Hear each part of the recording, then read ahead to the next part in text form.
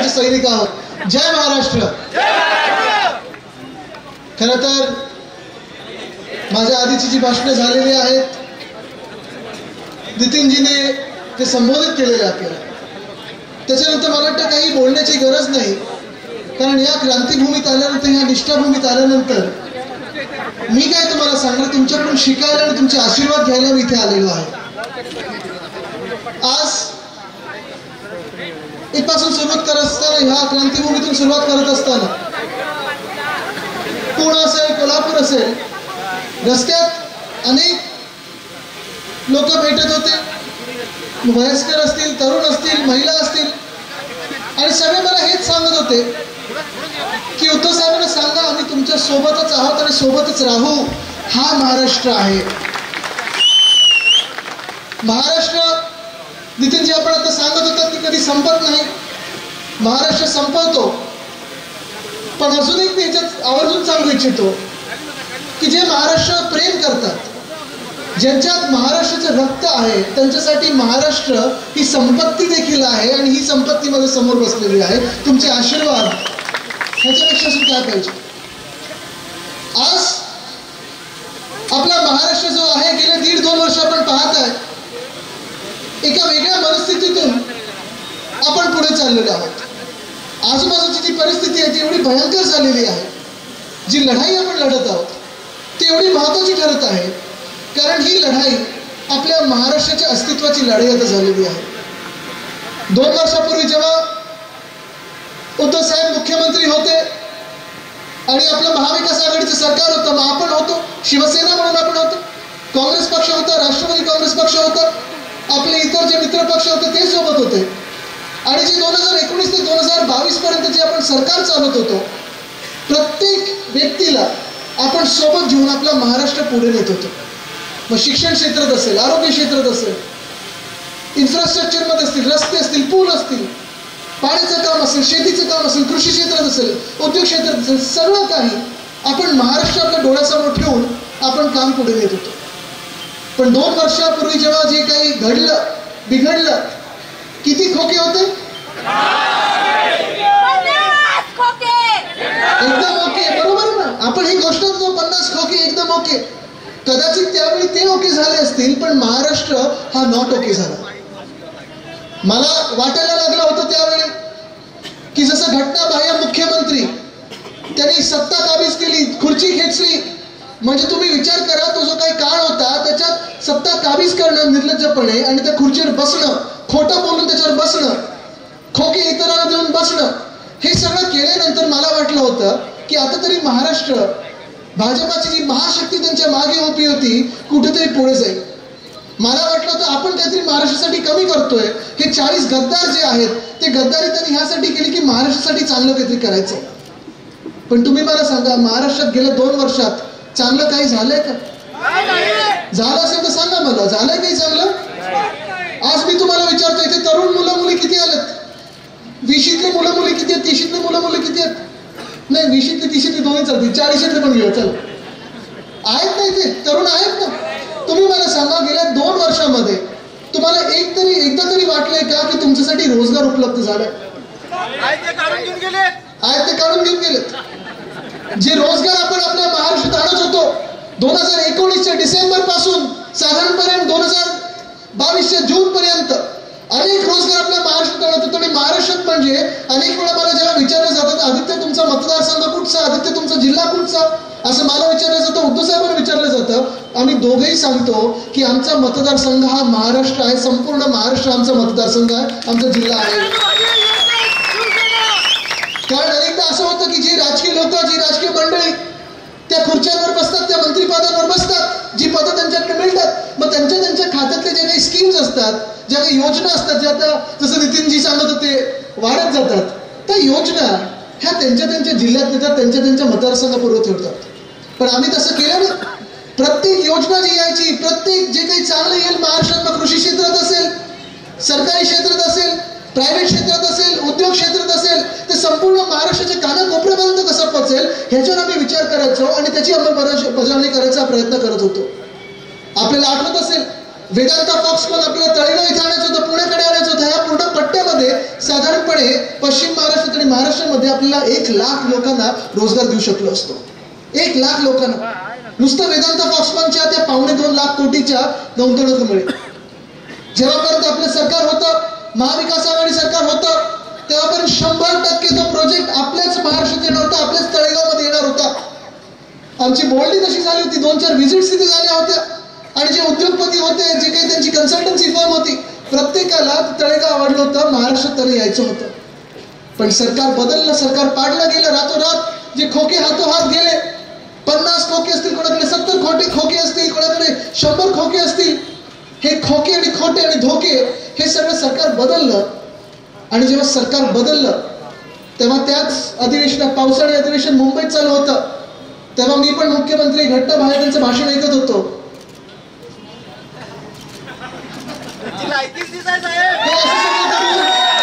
हे असं सगळं करून त्यांनी सांगितलं तो वेदांतावाला जणू काही कॉन्ट्रॅक्टर त्यांचा, तो आला ना 4 लाख कोटी घेऊन आला, असं झालं तसं झालं. हे सगळं आम्हाला आमदार म्हणून सांगितलं. पण पुढच्या आठवड्यात वेदांता फॉक्सकॉन गेलं कुठे? ऐकून आलं, गेलं कुठे? गुजरात. जो प्रकल्प आपल्या राज्यात 100% येणार होता तो गुजरातला गेलाच कसा? जो प्रकल्प, जे घटनाबाह्य मुख्यमंत्री ज्यांनी खुर्ची काबीज केली, सत्ता काबीज केली, सांगत होते की आला 4 लाख कोटी घेऊन आला. एकतर 2.25 लाख कोटीचा प्रकल्प 4 लाख कोटी सांगतात, म्हणजे तेवढंही माहिती नाही. पण हे सगळं होत असताना वरतून की कुठून फोन आला मला माहिती नाही, पण जो प्रकल्प 100% आपल्या राज्यात येणार होता तो प्रकल्प गेला गुजरातला. गुजरातची माझं काही भांडण नाही, गुजरातची काही वेळ नाही. जे काही गुजरातमध्ये जायचं असेल, तमिळनाडूमध्ये जायचं असेल, केरळात जायचं असेल, लडाखमध्ये जायचं असेल, मणिपूरला जायचं असेल, केंद्र सरकार तिथे दंगली पेटलं तरी गेलं नाहीये, पण मणिपूरला पण जायचं असेल, ते उद्योग तिथे गेले पाहिजेत. प्रत्येक राज्य जेव्हा विकसित होईल तेव्हा आपला देश पुढे जाईल, ह्या भूमिकेचा मी आहे. पण जेव्हा आमच्या महाराष्ट्रातलं हिसकावून देता तुम्ही, जे हमखास आपल्या राज्यात येणार होतं, ते 100% इथे येणार होतं, आमच्या इकडच्या तरुणींना नोकऱ्या देणार होतं, रोजगार निर्माण करून देणार होतं, ते हिसकावून तुम्ही दमदाटी करून गुजरातला नेताना तिथे मला राग येतो. जसं वेदांता फॉक्सकॉनचा प्रकल्प आहे, तसं एअरबस टाटाचा प्रकल्प आहे. एअरबस टाटा आपण तिथे नेणार होतो मिहानला, नागपूर जवळ. तिथे अनेक वर्ष मिहान ते बनून तसंच्या तसं पडलं होतं. काही उद्योग तिथे जात होते.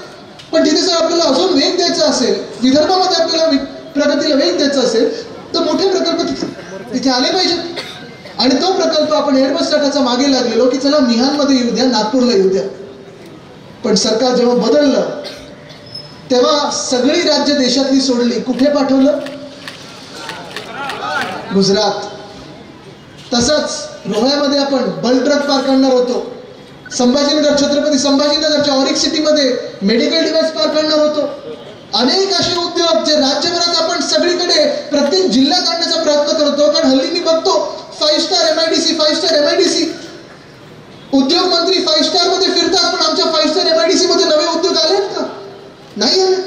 पण हे सगळे उद्योग जे आहेत, जे आपल्या महाराष्ट्रात येणार होते, जसं मी सांगितलं, वेदांता फॉक्सकॉन असेल, एअरबस टाटा असेल, मेडिकल डिव्हाइस पार्क असेल, बल्क ट्रक पार्क असेल, सोलार एनर्जी इक्विपमेंट पार्क असेल, हे सगळं पाठवलं कुठच्या राज्यात? गुजरातला पाठवलं. अहो हे काय, हे तर सोडाच. आपली वर्ल्ड कपची फायनल, क्रिकेट वर्ल्ड कपची फायनल किती लोकांनी पाहिली? सगळ्यांनी पाहिली. व्हायला कुठे पाहिजे होती ती? वानखेडेला, आपल्या मुंबईमध्ये. पाठवली कुठे? जर वानखेडेत असतं तर जिंकलो असतो ना आपण.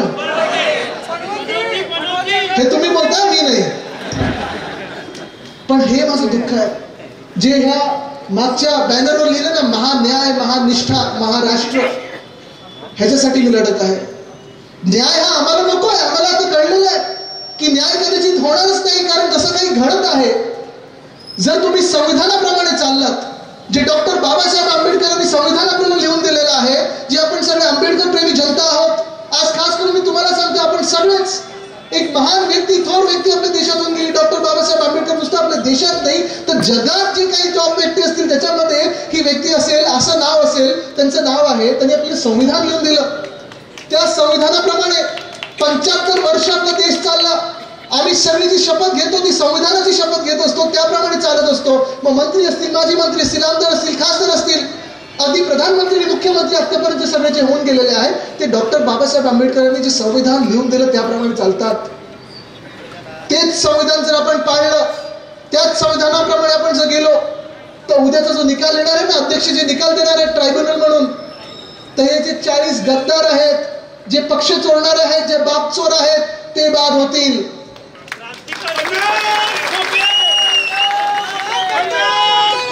पण जर भाजपला जे संविधान लिहायचंय, भाजपला जे संविधान बदलायचंय, कारण त्यांना हे संविधान आवडत नाही, त्यांना संविधान बदलायचंय, जर त्यांच्या संविधानाप्रमाणे जर गेलो तर मग तुम्हाला माहितीये की आपली बाधीची वेळ येणार. ठीक आहे, जो काही उद्या निकाल येईल तो येईल.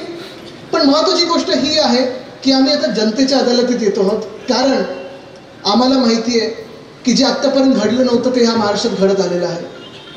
अनिल देसाई साहेब माझ्या सोबत आलेले आहेत, ते गेले 1.5-2 वर्ष अनिल परब साहेबांसोबत सुप्रीम कोर्टात जात असतात, या परवाच्या हिअरिंग मध्ये पण असतात. जसं मी सांगितलं की 2 संविधान आहेत आपल्या समोर. एक आपल्या देशाचं संविधान जे अधिकृत संविधान आहे, जे डॉक्टर बाबासाहेब आंबेडकरांनी संविधान लिहून दिलंय त्याप्रमाणे जर चाललो तर 40 गद्दार बाद होतील. पण जर निकाल वेगळ्या कुठचा यायचा असेल, जर अन्याय आपल्यावर व्हायचा असेल, तर ते भाजपच्या संविधानाप्रमाणे जातील. मला अपेक्षा हीच आहे की जे अध्यक्ष आहेत राहुल नार्वेकर आमच्यात पण होते, मग त्यानंतर मला वाटतं राष्ट्रवादी पक्षात होते, मग आता भाजपमध्ये आहेत, कदाचित पुढे काँग्रेसमध्ये जातील. माहिती आहे किती पक्ष आपल्या राज्यात आहेत, ते त्यांचा मार्ग निवडत असतात, ते मोकळे आहेत.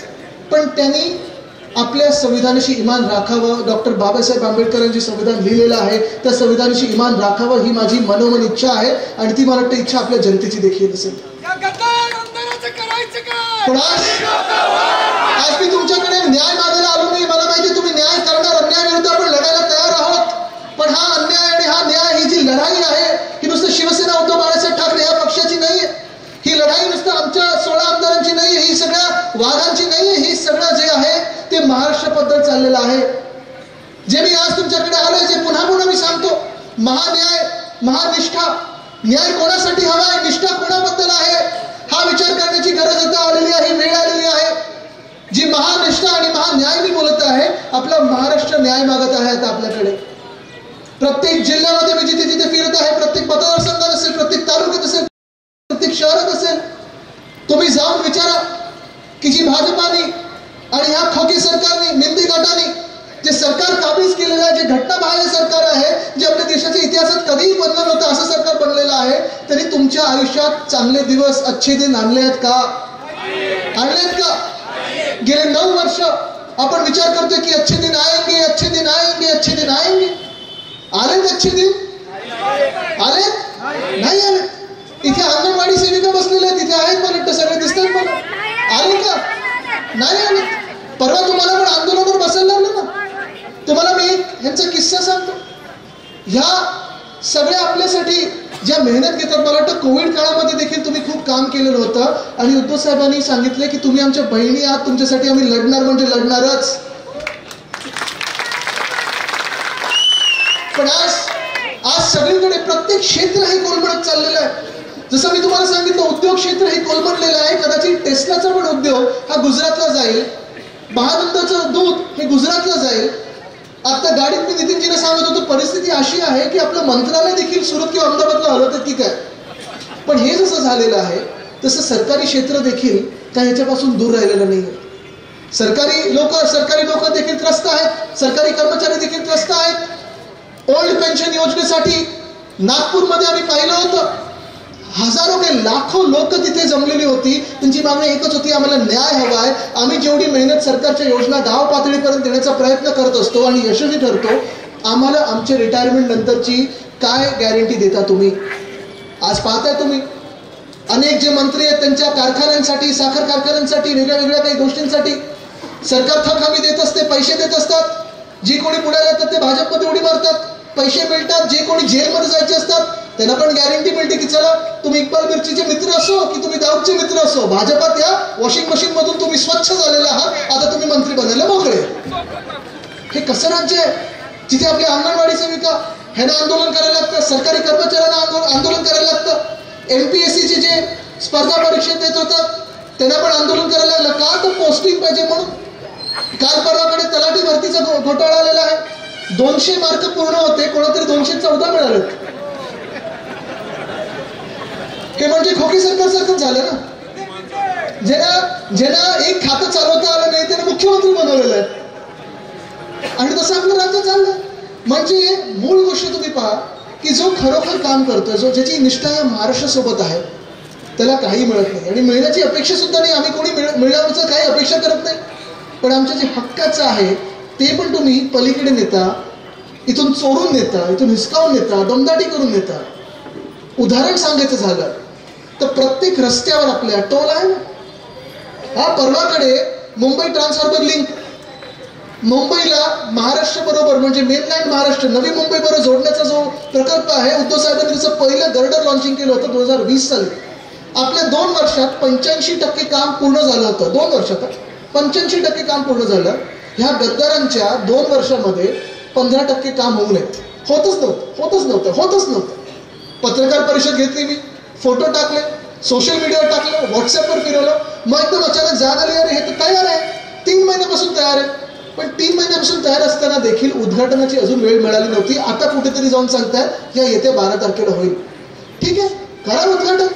पण नवीन ब्रिज आहे त्याच्यावर ह्यांनी जो टोल लावलेला आहे 250 रुपयाचा टोल, म्हणजे महाराष्ट्रात तुम्हाला फिरायचं असेल तर पैसे द्यायला लागतात. पण बुलेट ट्रेनला जर जागा द्यायची असेल 3-3.5 हजार कोटीची, 4,000 कोटीची, गुजरातला ती बुलेट ट्रेन जाते म्हणून तुम्ही फुकटात देता जागा. हा कुठचा न्याय आणि कोणाबरोबर तुम्ही न्याय करता? काय एवढा अन्याय माझ्या महाराष्ट्रात करता? अनेक गोष्टी अशा अजूनही तसे पडलेले आहेत. काल परवाकडे मी नवी मुंबईत गेलो होतो, दिघा रेल्वे स्टेशन, दिघा गाव. अनेक लोक अंबरनाथ असेल, कल्याण असेल, डोंबिवली असेल, नवी मुंबईत उतरायला दिघा गावला त्याला उतरायचं असतं, पण त्याला ठाण्याला जायला लागतं आणि मग पुन्हा एकदा ते नवी मुंबईत येतात. 4 ते 5 लाख लोकांना प्रतिदिन याचा फायदा होईल असं हे दिघा रेल्वे स्टेशन आहे.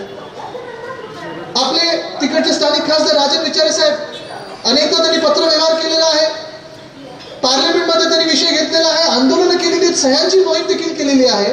पण कसं होतं बघा, ब्रिजचं उद्घाटन करायचं असेल, मी वरळीमध्ये माझ्याच मतदारसंघात ब्रिजचं उद्घाटन केलं, डिलाय रोड. तिथे आपले कोल्हापूरची खूप मंडळी राहते डिलाय रोडच्या आसपास, तुम्हाला माहित असेल आहे ना. डिलाय रोडचं ब्रिज होतच नव्हतं. मग आम्ही नारळ फोडला आणि उद्घाटन केलं. झालं, रस्ता सुरू झाला, केस पडली आमच्यावर, ते ठीक आहे. पण रेल्वे स्टेशनची गंमत अशी होते की आपल्याला ट्रेन चालवता येत नाही. तर उद्घाटन करायचं तर कसं करायचं? तर आम्ही पत्रव्यवहार करतोय. केंद्रीय रेल्वे मंत्र्यांना आम्ही सांगितलं शेवटी, चला आम्ही सेल्फी पण काढून पाठवतो तुम्हाला, सेल्फी बुथची तुम्हाला आवड तर.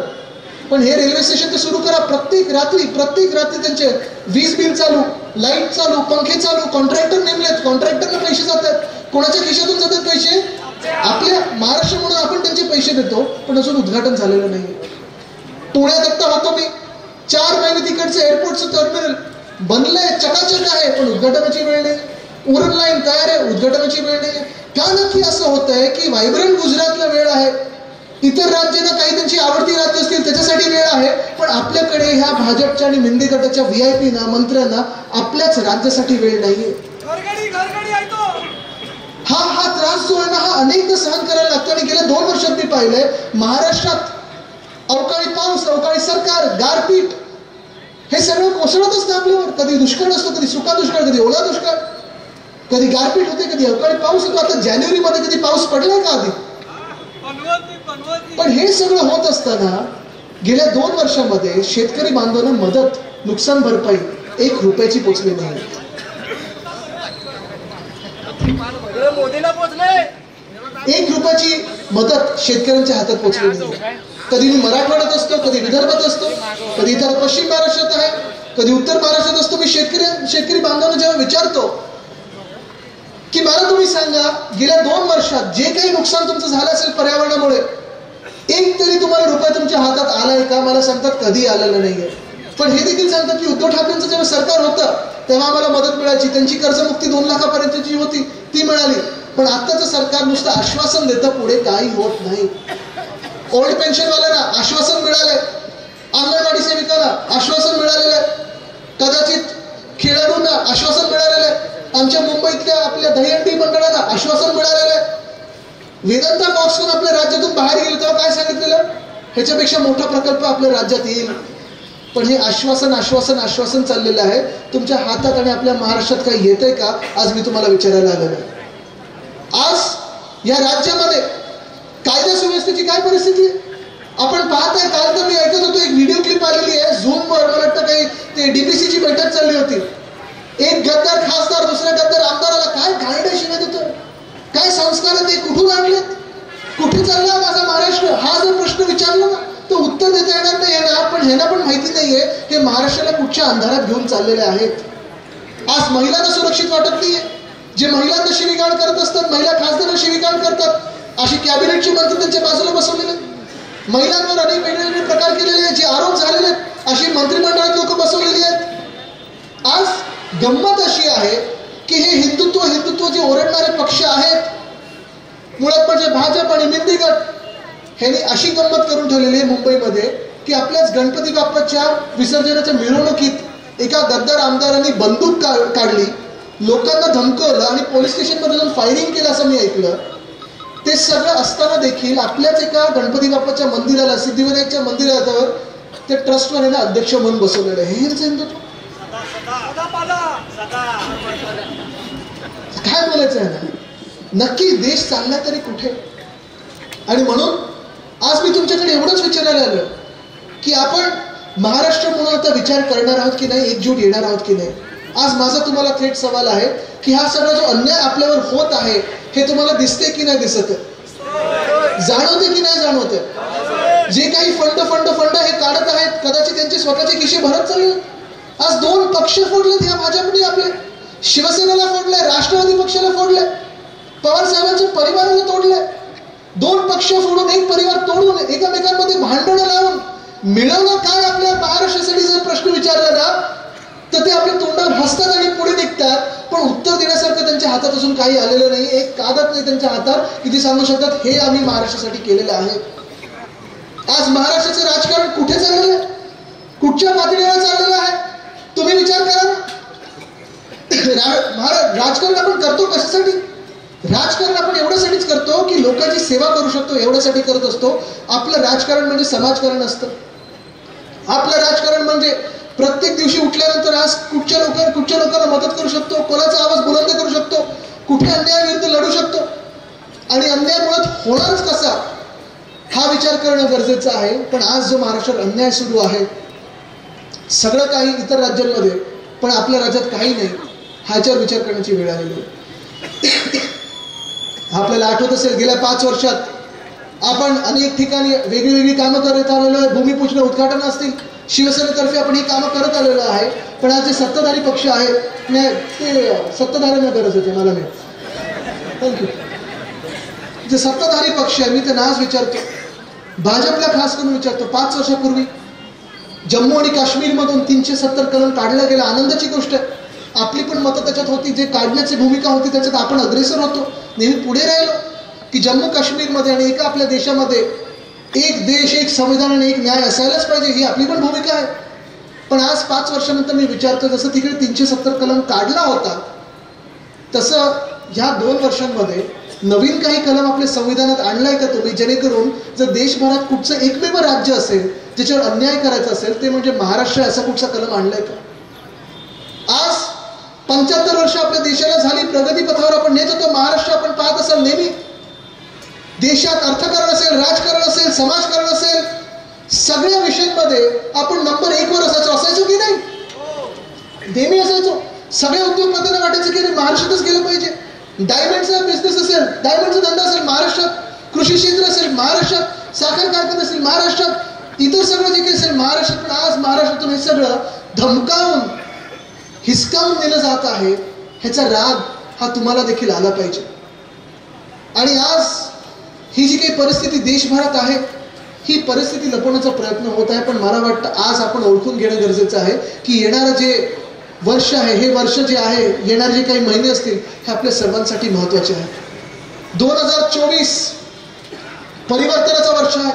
2024 हे आपलं वर्ष आहे आणि आपल्याला निर्धार करायचा आहे की दिल्लीत सरकार कोणाचंही बसो, महाराष्ट्रातून जे खासदार निवडून जातील, महाराष्ट्रातून जे आमदार निवडून जातील, महाराष्ट्राच्या विधानसभेत असो किंवा दिल्लीच्या लोकसभेत असो, ते महाराष्ट्राशी एकनिष्ठ असायला पाहिजेत. ते दिल्लीशी नाही, आपल्या महाराष्ट्राशी त्यांची एक नाळ जोडलेली आहे. तर न्याय आणि निष्ठा ही त्यांची महाराष्ट्रासाठीच असायला पाहिजे. आज तरुणांनी हा निश्चय केला पाहिजे. कारण आज तुम्ही हा निश्चय केला नाही तर सरकार येत जातील, जात जातील, बदलत जातील, अनेक वेगवेगळे प्रधानमंत्री होतील, मुख्यमंत्री बदलत जातील, सरकार बदलत जातील, पण तुम्ही जसे आहात, आपण जसे आहात तसेच राहू. प्रगती आपली नाही तर या थोड्या लोकांची होतील. आणि आज मला जे तुम्ही निवेदन दिलं ना कुठच्या त्या पाटगाव धरणाचं, कोणाचं ते धरण ओळखून घ्या, कोणाचं धरण, कोणाचं बरोबर, ते कोणाचे मित्र आहेत, कुठच्या पक्षाचे मित्र आहेत. ह्यांची प्रगती होईल पण आपली प्रगती होणार नाही. बघता बघता उद्योग निघत गेलेले आहेत, बघता बघता कृषी क्षेत्र आपलं कोलमडलेलं आहे.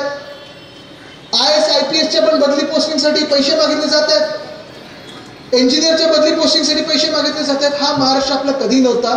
आणि आज म्हणून मी तुम्हाला विचारायला आलेलो आहे की आपण निर्धार करणार की नाही, अन्यायाविरुद्ध लढायचा निर्धार करणार की नाही. करणार असाल तर मला हात वरती करून ही एकजूट दाखवली पाहिजे तुम्ही.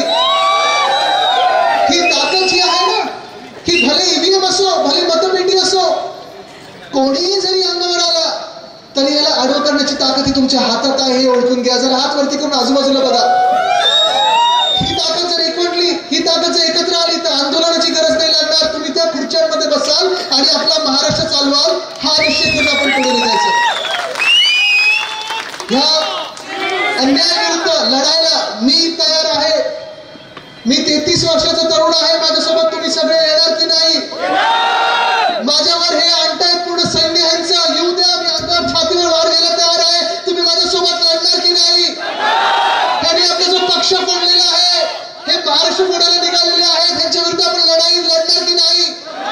तुम्हाला एकच सांगतो, लढेंगे तो और बचेंगे तो और भी लढेंगे, लेकिन बचेंगे हम नहीं, हम तो जीतेंगे. वो बचेंगे तो और भी लढेंगे. जय हिंद, जय महाराष्ट्र, वंदे मातरम.